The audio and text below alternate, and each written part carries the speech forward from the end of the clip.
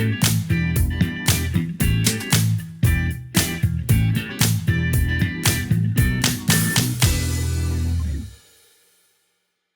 and welcome to a new episode of the Cegeka Podcast. I am Mihai Popa.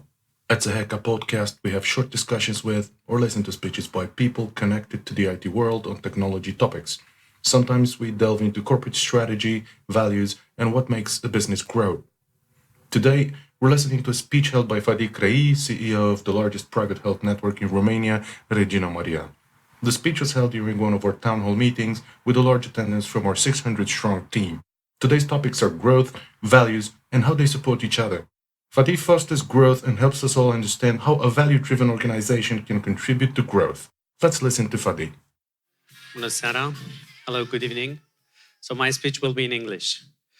So first of all, thank you very much for staying late for my speech. If you have your iPhones or your phones, if you can go on sly.do, if you can enter, please. Sly.do. And there is a code that you have to enter. And the code is 4809.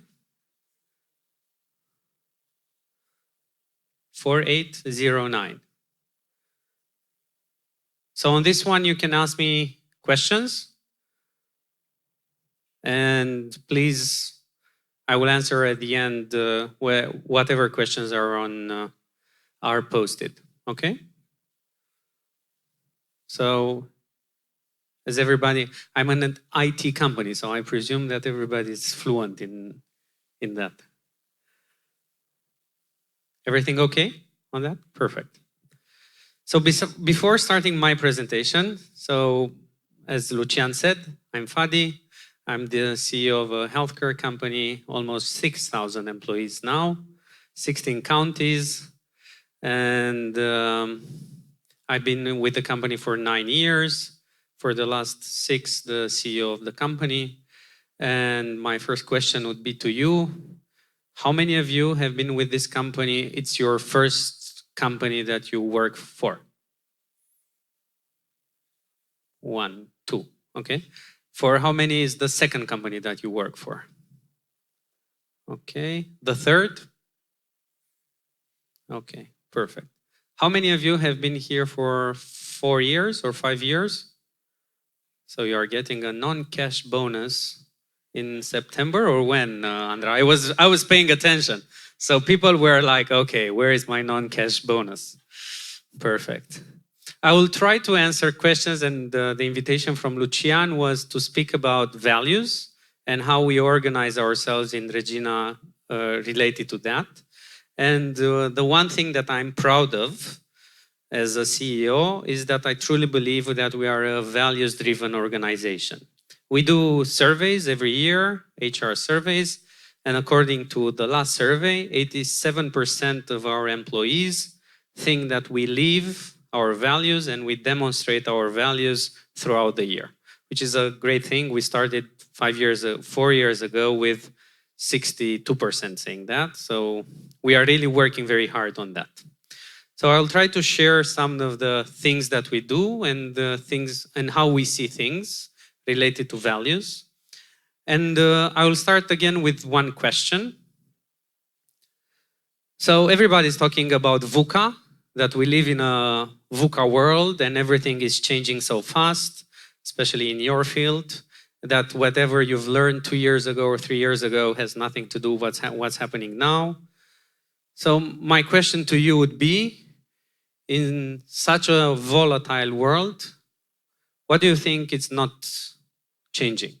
What do you think it's a constant in our lives? Or at least more longer period of time? Any ideas?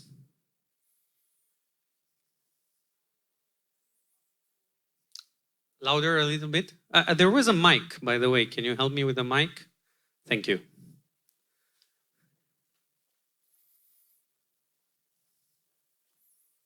Hi. Hi. I think our core values should remain the same. Any other ideas? Yeah, I totally agree with you on that, because The one thing that, if let's say everything changes, business model is changing, our needs are changing, lifestyle is changing. Our core values are the ones that change very hard. They do change because we have some values at 15 years old. We have different values at 30, maybe different values at 60. But these are very, very hard to change.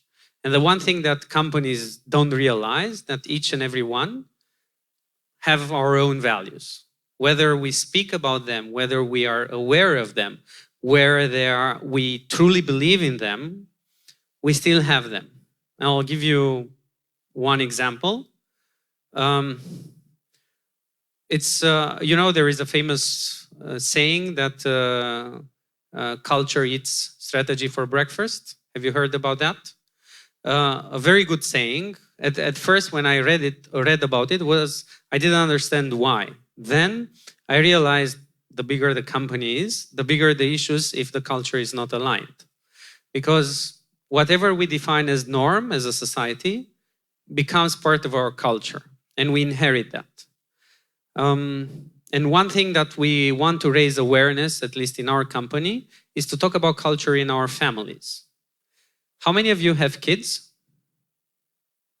Okay, quite a lot. Have you ever talked with your kids about values? I will share one example of a talk. I have 2 kids, 6-year-old son, 3-year-old girl. And last year, my son wanted ice cream. And it was very late. And I said, well, it's kind of late. We don't do sweets after 5 p.m. So I don't agree. Please, I want ice cream. I say, okay, we'll have ice cream, but you promise me that we are going to be at 8 p.m. at home. He said, yeah, I promise. He took the ice cream, went to the park. At 7:45, we said, well, we have to go because you promised me that at 8 we should be at home. He said, yeah, I said that, but I still want to play. And being a corporate guy, I started to preach. And I said, look, in our family, promise and keeping your promise is very, very important. It's one of our family values. We have to keep our promises. And, look into my eyes and you promise me and we have to go home. And I thought, that was a very good speech that I delivered. So let's do accordingly. He looked at me, smiled and said, yeah, I get it, but I don't like this value. So it's how we raise our kids, whether we talk directly about, values in our family. At least in my family, we started talking about what values do we believe in, me and my wife, and how are we going to, what are important for the kids and so on. The same apply in our company.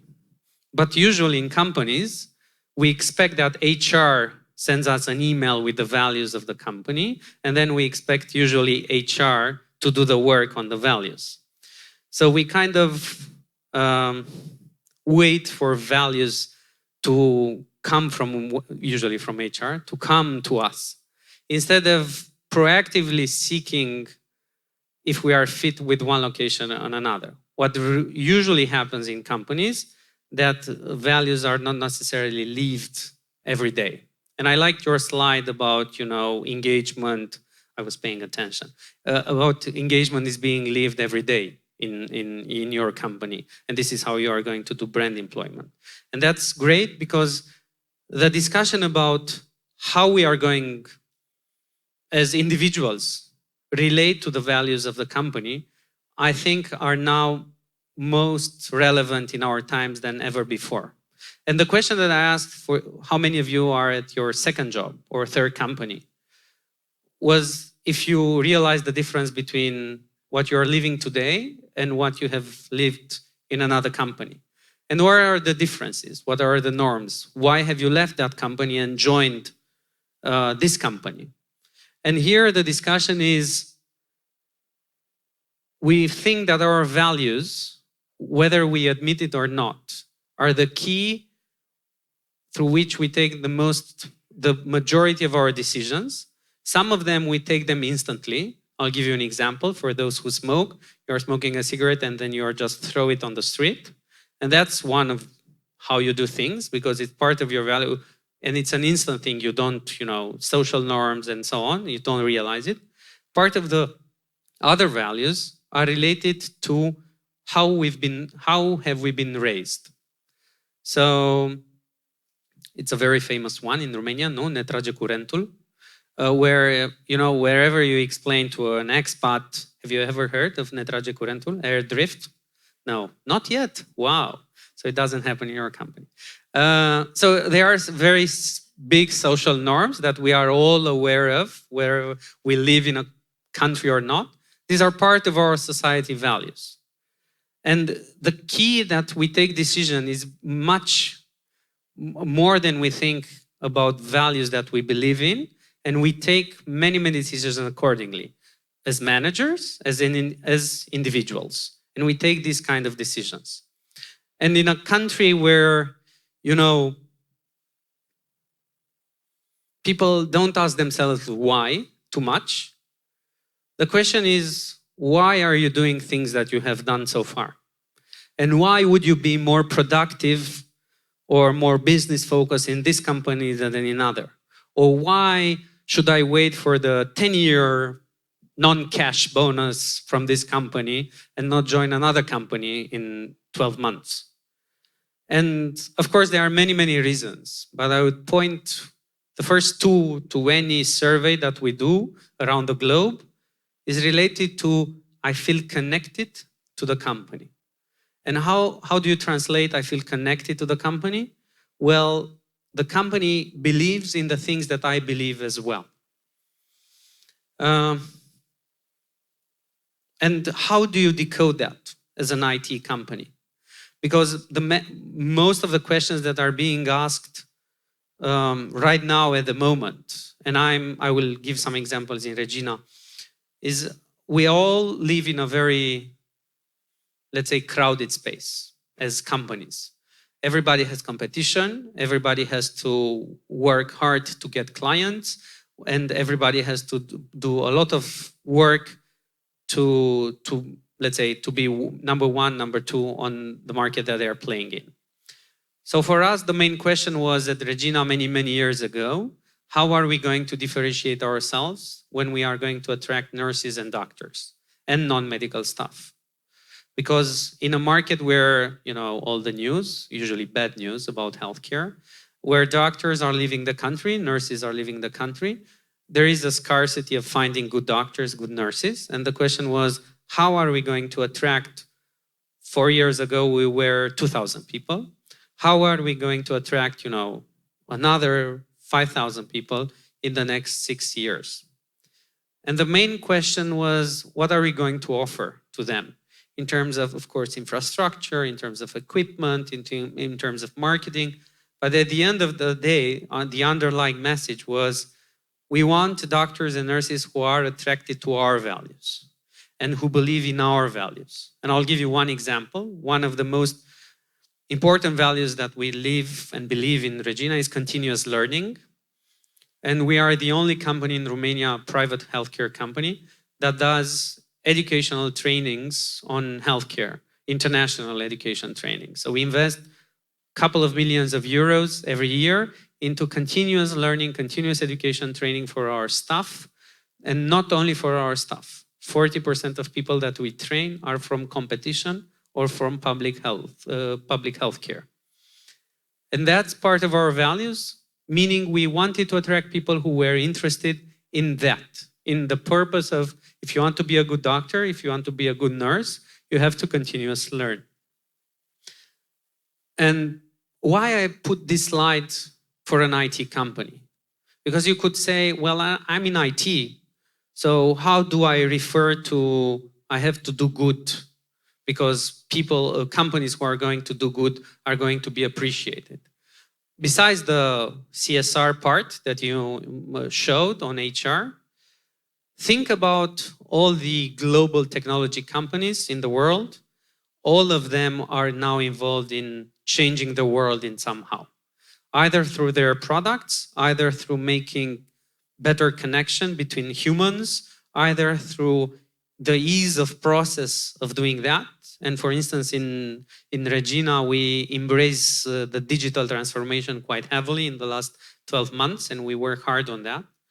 And finding your purpose and finding your why, I think it's the most important part for not only for you as human beings, but also for companies nowadays. For us, it's easy at Regina because being part of healthcare, we want to do good. And that's a great purpose for everybody, to be part of the community where you want to make a better community through health. Education, it's easy. On IT, I would say it's easy as well, if you ask me, because there are two things that I can share with you. It's either you push for projects in your company to say, let's do something, IT-wise, which is going to make our community better. The second, you can be involved in CSR projects. And I'm not saying get out, take your pocket out and pay some money to NGOs. It's with your capabilities, with what you know, you can be involved in different CSR projects in helping NGOs becoming more digitalized, becoming, involved in education in Romania, and being involved in what's happening around us in Romania. And I'll share another thing.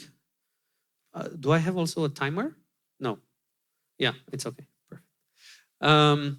Another thing that I would like to share with you is you have to make choices. And we decided pretty late that we are going to do some choices in Regina.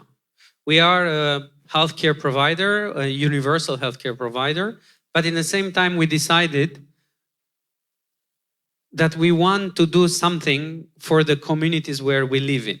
And I'm not saying, just tick the box of CSR and just say, oh, we are a big organization and we are involved in CSR. We said, what can we do in the communities where we are present? We are right now in 16 counties. What can we do that people who have nothing to do with Regina, they feel that we are a responsible organization and we are a responsible member of our communities.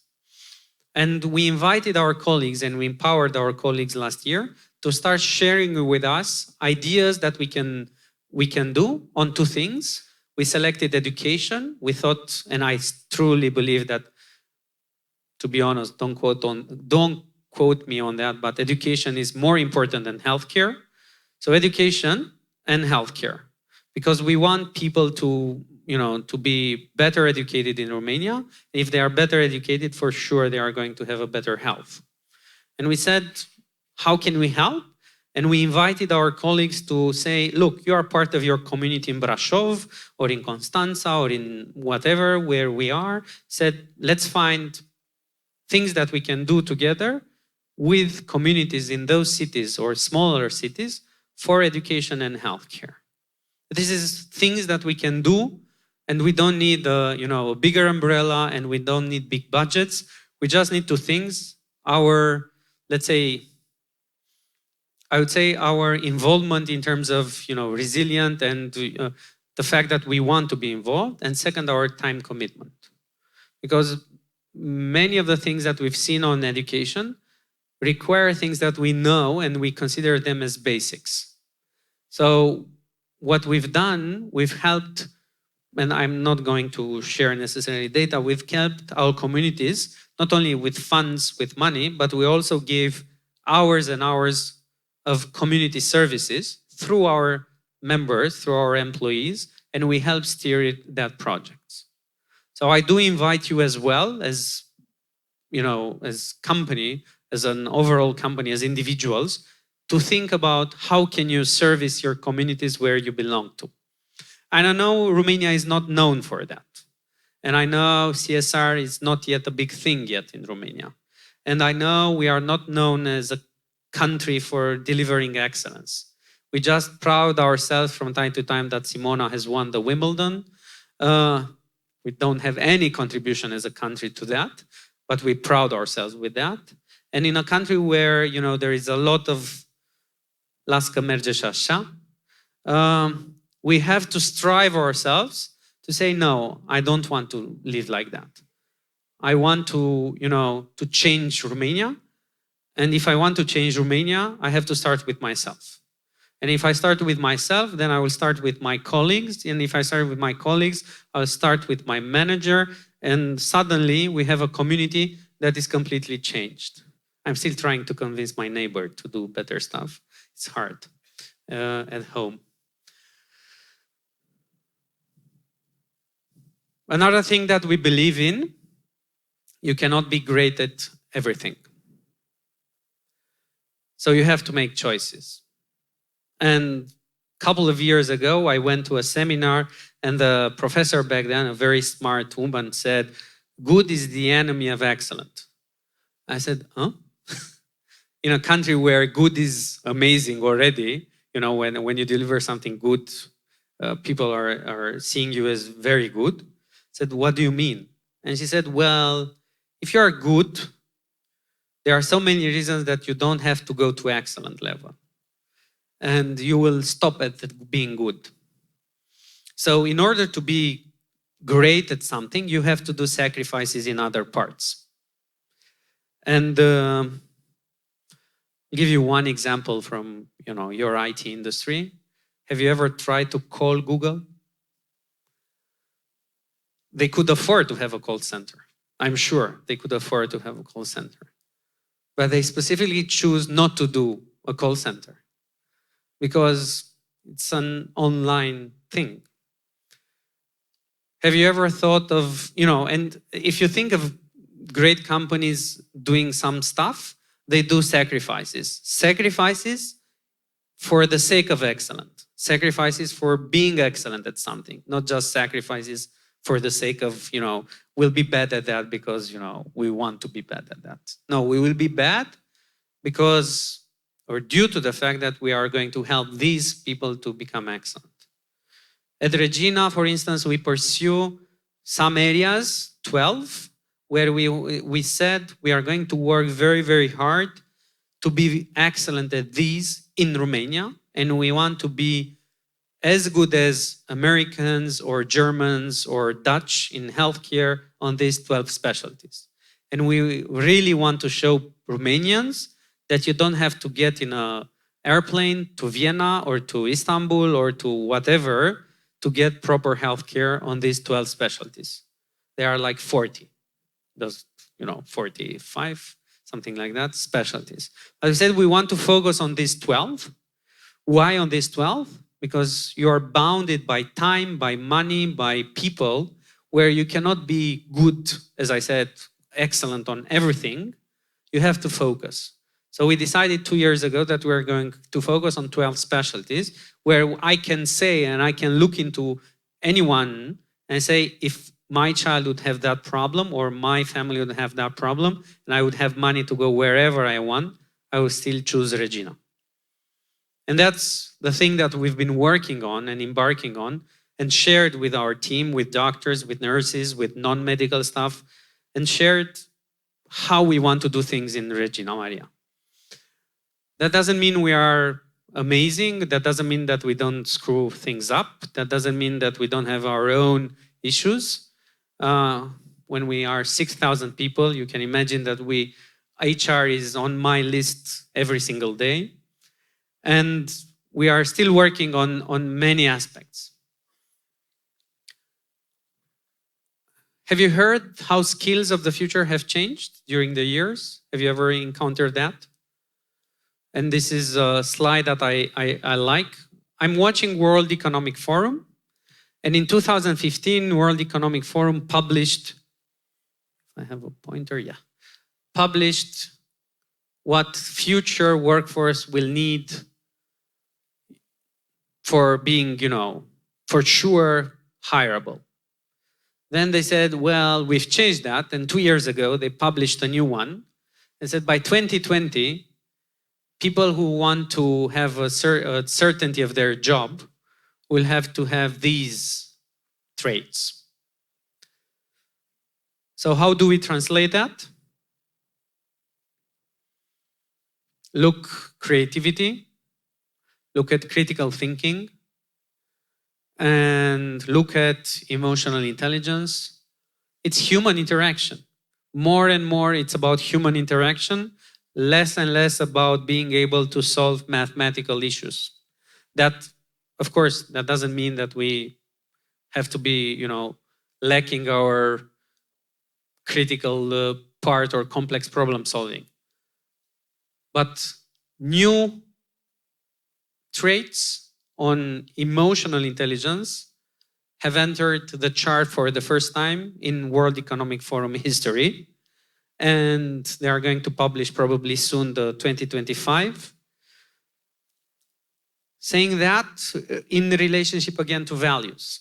And we all know, there is a statistic that we leave the company, we join a company for their reputation and what we hear, and we leave the company usually because of the boss that we work directly with. And that's again related to culture, to values. We don't share the same values. We don't live the same values. I have nothing to do with that with my boss or with the company that I work with, and I'm disengaged. So again, a stress on if you haven't found your values at home or your personal values, and I'll share another story.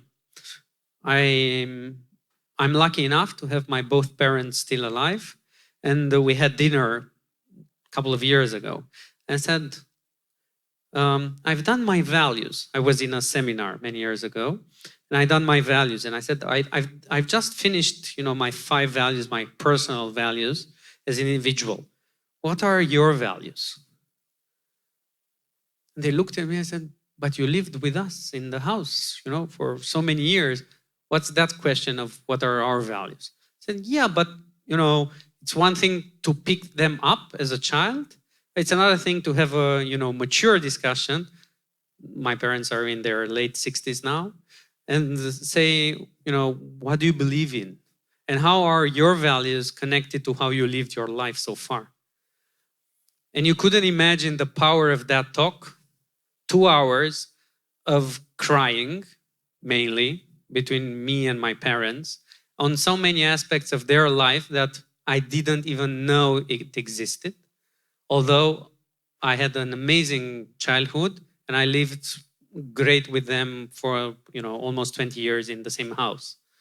So I do invite you to have that conversation at home. And I do invite you to have that conversation with your spouse. And I do challenge your managers to have that conversation in your teams as well. And challenge your manager to have that conversation as well. Couple of things. How many of you are managers, team leaders? Oh, so few. I'll write you an email then. I thought of, because I'm always, more on the proactive, how are we going to start doing things? Okay, I like the idea. Okay, what should I do now? I thought of what we do through our management. And I do invite you, as I said, to challenge your managers, team leaders, whatever. I think I'm aligned with the HR, and I haven't seen the slides before, on the 10 things that you told. The one thing that I like the most here, I would say, and you had it on your slide as well, is to be proactive. And to say, I hate it, at least in my company, I hate it when people say it's not my problem. I send the email, it's not my problem. It really pisses me off completely, because that means we are transforming in an elephant where people that said, oh, I did my job, I sent the email, I'm waiting for my colleague from another part to respond to that email. The other way around would be, I have a problem, how do we solve it? And how are we going to be proactive of solving usually a client issue or a patient issue, or solving a very important task? And this is one thing that I always challenge our managers, no matter the frontline management or middle management or senior managers, to think about and to have that kind of culture where one of our cultures, one of our values is collaborative entrepreneurship. And I've seen that you have entrepreneurship as well as a value. So entrepreneurship, collaborative entrepreneurship in Regina is translated in take the problem in your own hands and try to solve your patient/client problem, period. And client first means we don't care about the procedure. We don't care if you have to wake up a superior or I don't know where. Just solve the damn problem.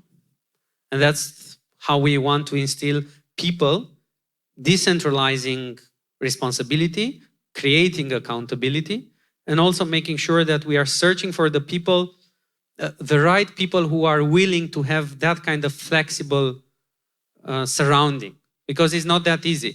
It's better to have a procedure, to follow that procedure, and just say, I had a procedure, I followed it, I'm okay, I can go at Starbucks now. It's another thing to say, hey, this is your space, you have responsibility, you can do whatever in this space, client first, and these are some principles. This is how we operate as managers in Regina. And one comment on this as well. We always, and can I ask you one question on, if you think of great companies who deliver services, because you are a service industry company, yeah? An IT company. What are the brands that are popping in your mind now? Can you help me with your brand? You, yeah, here. You don't have any brand that pops, please. Uber, Bolt, okay. Google. N-am auzit. Oracle, Microsoft, okay.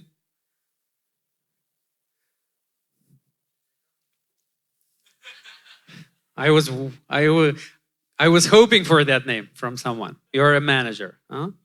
Yeah, okay. No worries. I did that in my team 4 years ago. People were saying Hilton, I don't know, whichever. It was one guy who said Regina 4 years ago.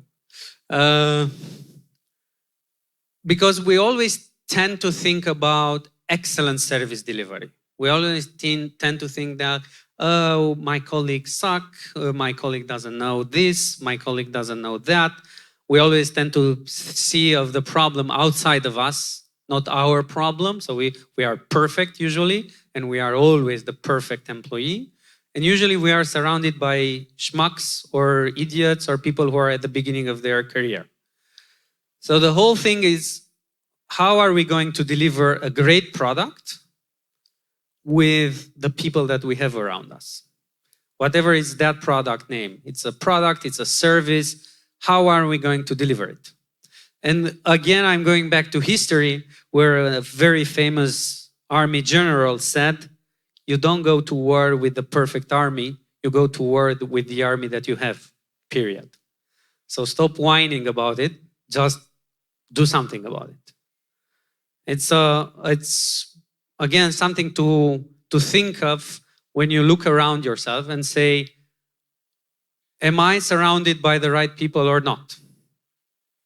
And I don't watch football personally, and I search for a team that has delivered excellence. And how, I was wondering, and I'm a big tennis fan, but tennis is usually an individual sport.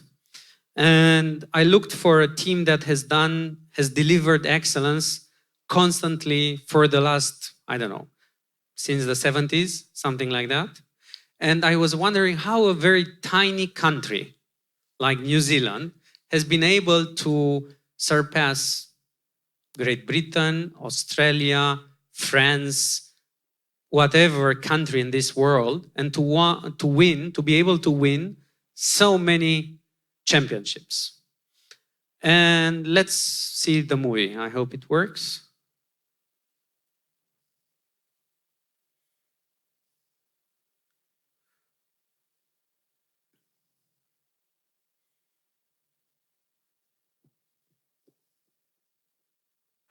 And now the All Blacks just waiting for the French to peel off the tracksuits, stand in front of them and receive the challenge of the haka.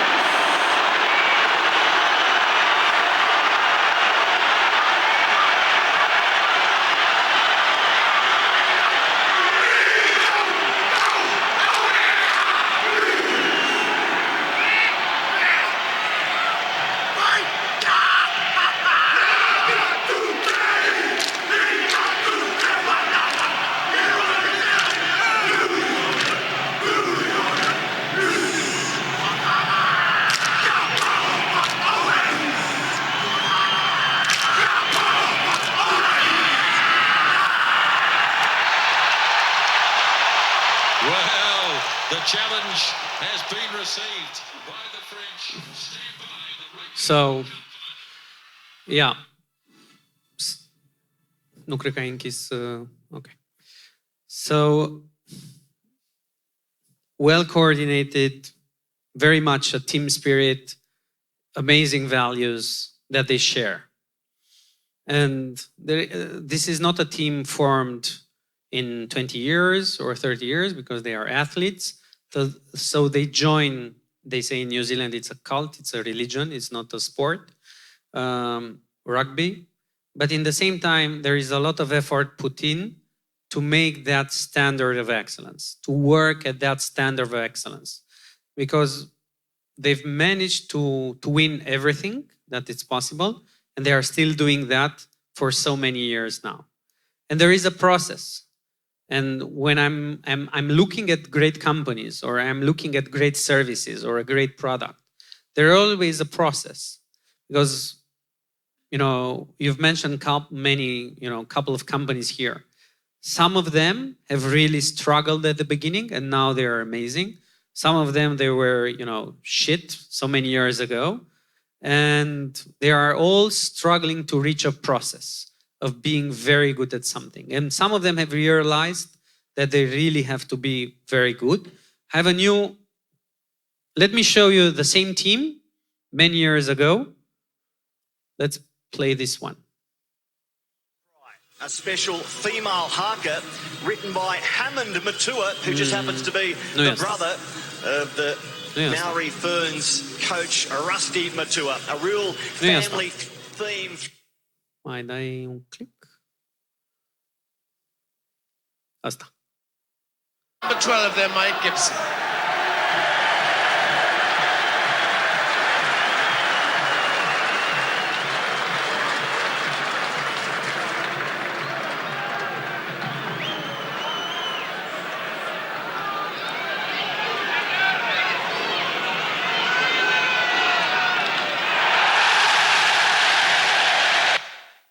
Big difference, huh? From 73 to 2018. It's a working process. It's a process. You're not going to do that until you have a process. It's a continuous learning, and you have to ask yourself the right questions in order to find the right answers. My time is up. So let's see if we have questions. And I would ask Lucian, you can help me because I don't know with the time allocation, if you can, because everybody can see the questions. So, sorry. So we do have time. So I have questions. A lot. Would you like to select them and ask me? No, I'll do them. Okay. For the sake of the first one, Emmanuel, thank you. You were the first. No, there was a test. Are you working to improve customer relationship? Oh yeah, a lot. So do you want me to share with you our biggest pains? Our biggest pains are related, and that's a very good thing, not to quality of what we offer in terms of healthcare. So relationship with doctors, how we treat patients, surgeries, births, and everything. Patient safety, patient quality is our core pillar. Our biggest pain is related to call center and customer service on some areas that we work pretty hard to address them, and we are aware of them. And yes, we do collect NPS. We have Net Promoter Score in each location, and we do collect Net Promoter Score is part of our assessments, annual assessments, including mine.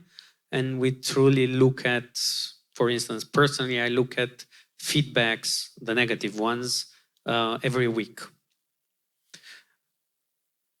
Yeah, do you allow during work hours, of course. Otherwise, I encourage them.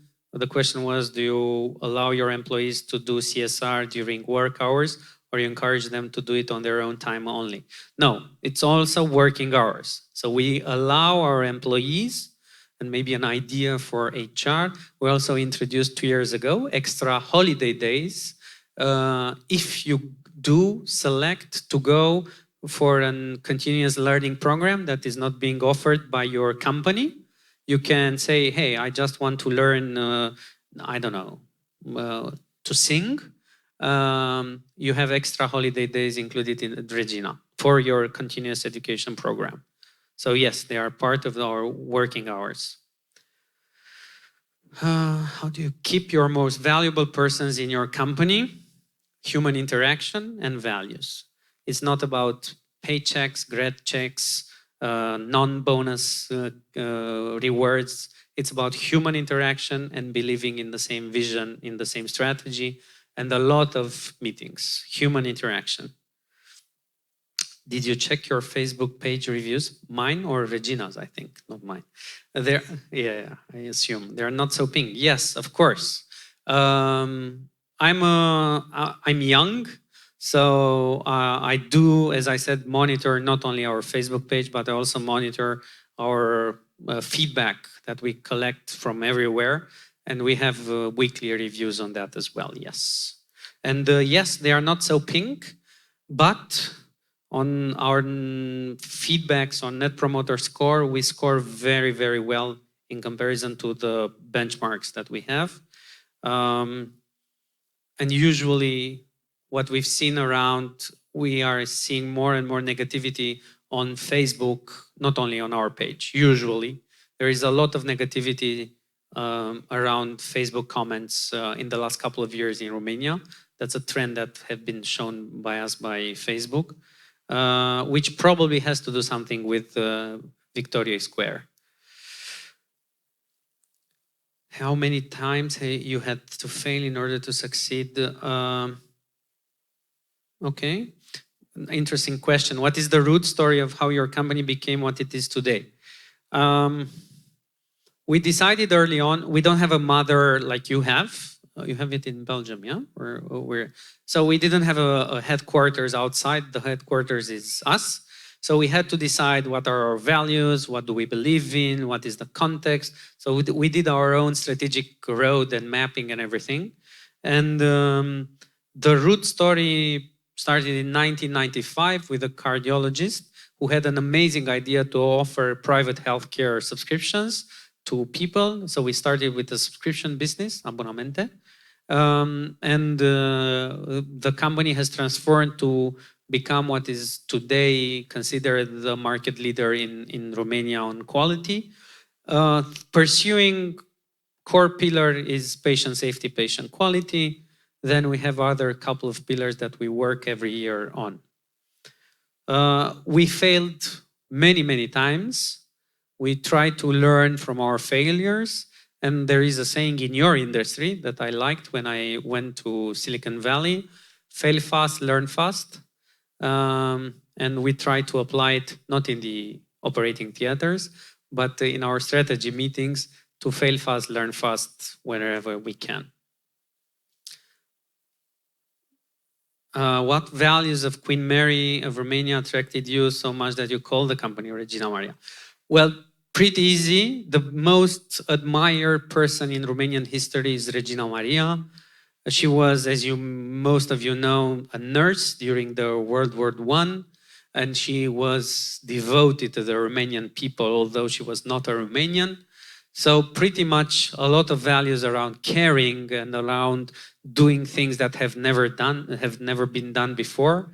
The first female that went to Paris to negotiate for Romania, and there was the first female that was accepted at the table by Wilson or by the British to negotiate for a historical position for a country.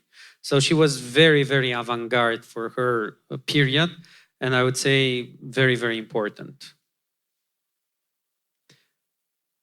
Customer care development or the profit strategy? Value is more important. The number one thing that we want is patient care.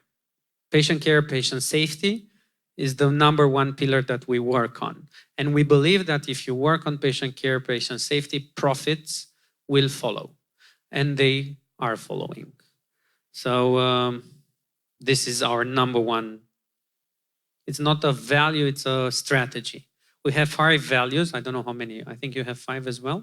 So we have 5 values, and caring for people is another value that we have.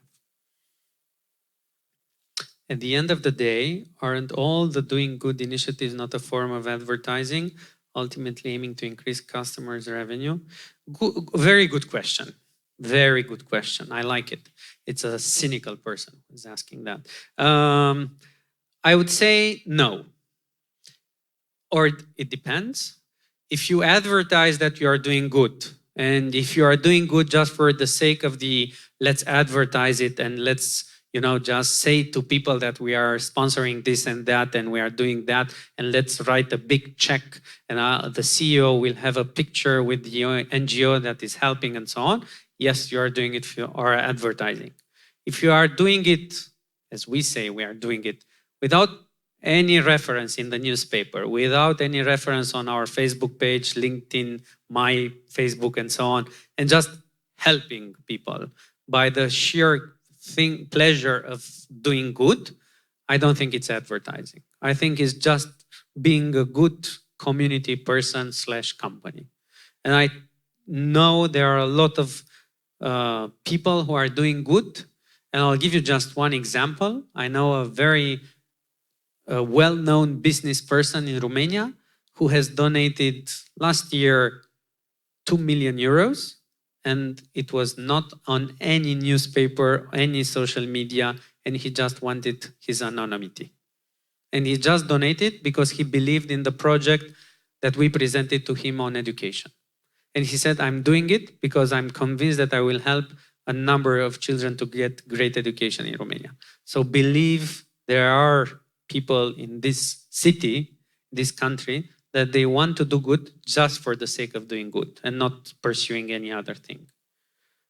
What CSR means, that's a philosophical question. I would translate it doing good in your community. Hello, test 2.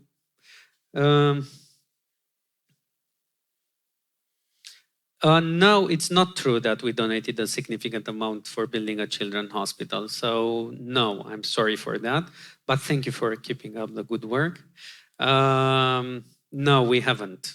We were not part. If you're thinking of Construim un Spital, we were not part of that initiative. Sorry? Not money. It's your question. Not from money perspective. Okay. We are helping them. Again, we are helping them, but not advertising it and not through money perspective. Our strong suit is not money in terms of how we help communities, because it's one thing to be Petrom, for instance, who has done an amazing thing of donated 10 million, I think. It's one thing to be Regina, which is doing infrastructure projects. 100% of what we do as profits, 100%, goes to building new infrastructure, healthcare infrastructure. So all our profits never went in the 9 years since I'm here to shareholders. They all have been reinvested into growing the company and making infrastructure available in Romania. As you all know, we have an infrastructure problem in healthcare in Romania. But for instance, Construim un Spital, we are very close to those who are doing it and trying to give our knowledge and issues and what are they confronting with.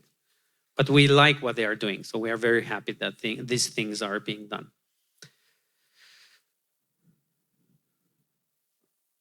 Oh, I like Emmanuel. Please talk with me after the presentation. I don't know who is Emmanuel, but okay. Hi, Emmanuel. I will solve it.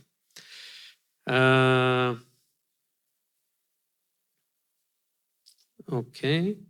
What's the 2018 attrition rate? You sound like my shareholder.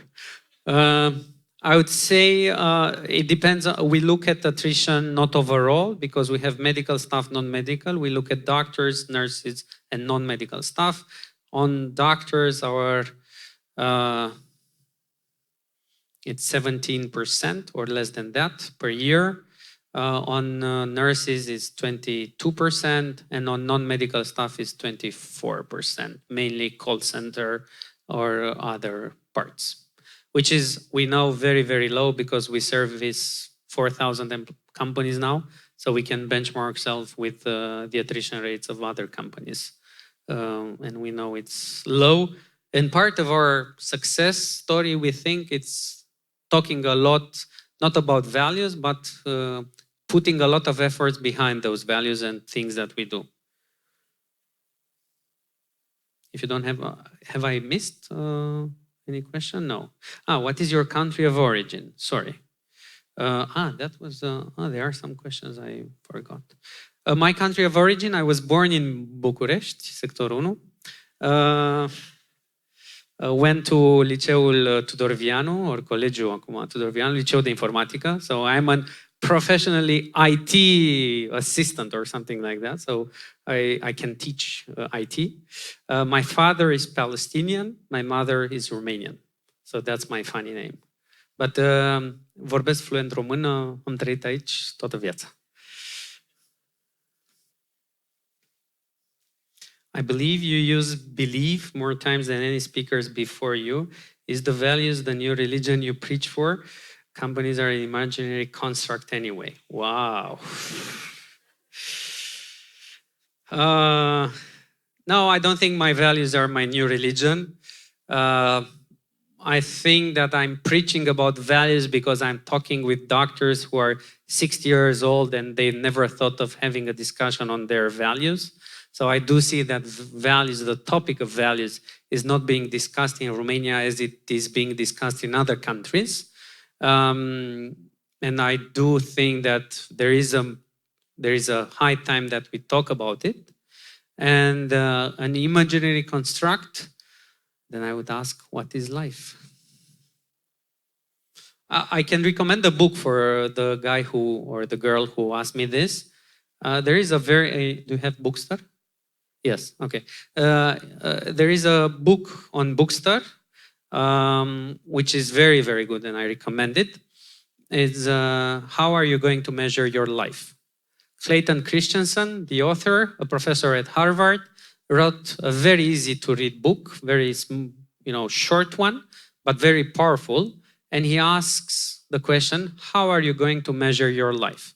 Because we are measuring our professional activity with KPIs, management appraisal, bonuses, non-cash bonuses and stuff like that. So we measure our whole life with different things. How are you going to measure your life? And when are you going to be 75 or 76? How are you going to say, I lived a great life or not? It's a very good book.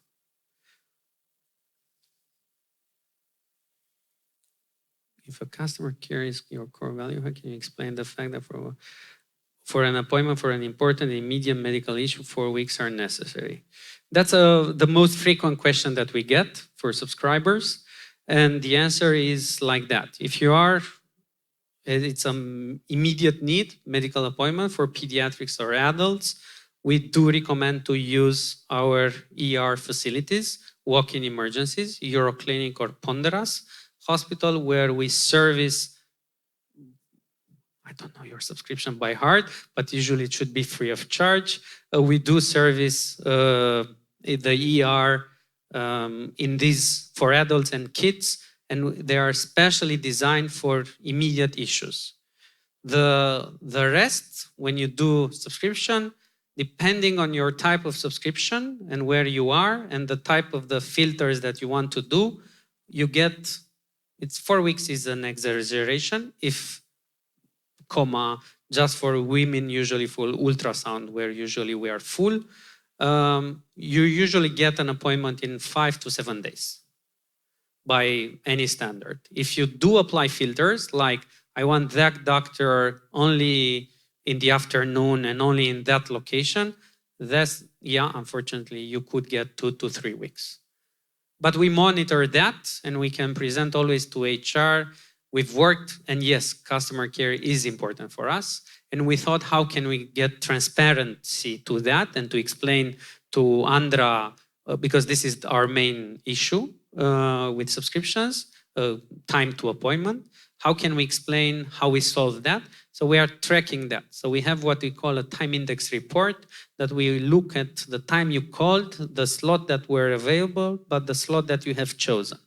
So our promise to HR that is buying the product is we have a time to appointment without filters. So our promise is specialty, not necessarily a certain doctor in a certain location and a certain afternoon, or, you know, we all know kids are getting sick from Friday to Sunday, for instance. So usually these are full completely from Friday afternoon to Sunday, kids are getting sick. I think I answered hard questions as well. Do I have any question? No. Please. Of course, freestyle. Whoever wants to ask questions. Please. Sorry. Yeah.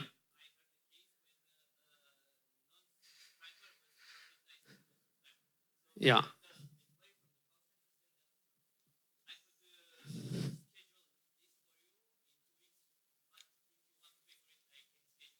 Yeah. Yeah. Correct. So, and that's completely true. But it's not true what you said, that we are prioritizing fee for service, as we call it, cash versus subscribers. 76% of our slots are dedicated to subscribers. 24% of the slots are dedicated to subscribers who have, there are certain subscribers who have amazing packages and they have access to whatever they want, and the others for cash. And this happens for two reasons. One, and the first one, it's doctors, and it's not an economical one. There are certain doctors who want to see their own patients or sick patients. There are many, many subscribers, which is very good. This is why we have the products. We're doing it for prevention or for minor issues. There are certain doctors who are very well known in Bucharest that we attracted to us, who said, I want to see really sick patients. Let me put it like this. I want to see a really, they put it, I don't want to see prevention. I want to, because I'm very famous, I don't know on which disease, I want to see this kind of disease. So we prioritize to that.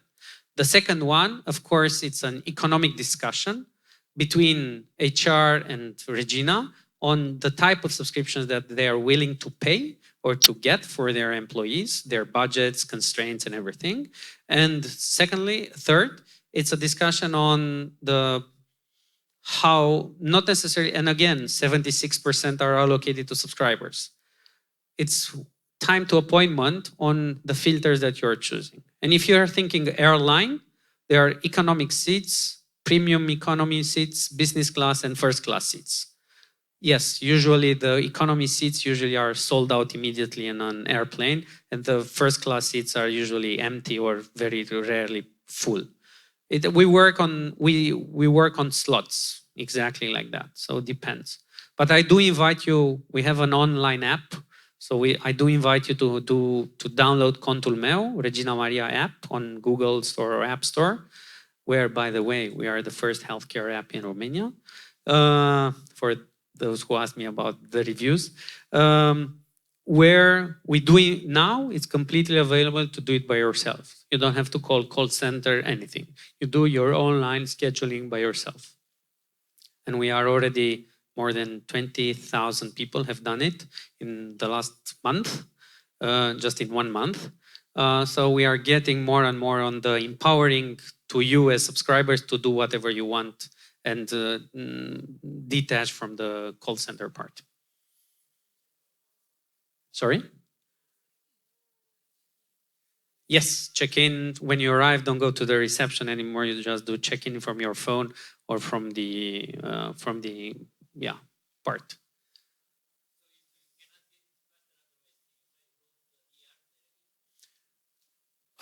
Yes.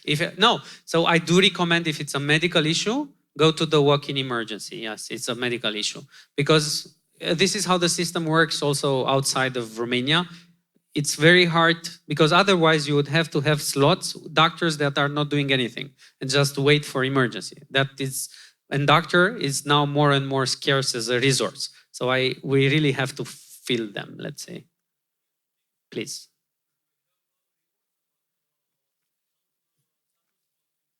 Of course. No. They are with HR. We do offer GDPR, of course, backed reports on occupational health issues, chronic disease issues. So if there are companies where we have found people who have a chronic disease and the HR and the person didn't know, through anonymity, of course. So we don't say that person has, a chronic disease, but we say, hey, we've discovered that 10 of your employees have chronic disease. We said to them that they should approach HR to do that. And we offer different kind of problems regarding obesity, diabetes, and stuff like that.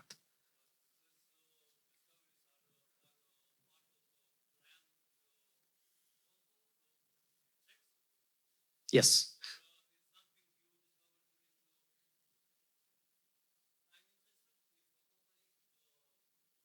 Proactively, you mean, or reactively? Yeah. Now I've realized, because we are sharing the account with other healthcare providers. So we don't share all the data with shared accounts. So if a company says you can pick and choose from Regina and others, we don't share the data because we don't have all the data. If the company is only with us, we are doing this kind of data. Proactively, we are doing it if HR is interested in doing it proactively. So it's a discussion with HR of saying, for me, it's a priority, because there are companies who say, for me, healthcare is not a priority, period. But for others, HR said last year, for instance, we had an amazing program with a company, I will share it with you, I'm allowed. They said, I want to screen proactively all my employees for cancer. And let's see together what kind of cancers can we screen our employees with. And we said, yeah, okay, let's do that program. The program cost, I don't know. And we found 140 people with cancer in very early stages. We saved 138 people, and 2 saved, meaning we solved already their problem, and 2 are on follow-up. Put a price on that.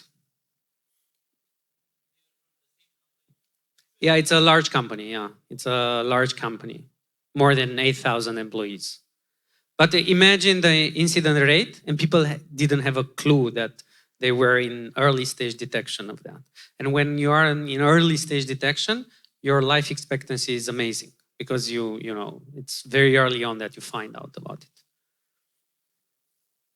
Yeah, time's up. Sorry. Thank you very much. Enjoy the evening.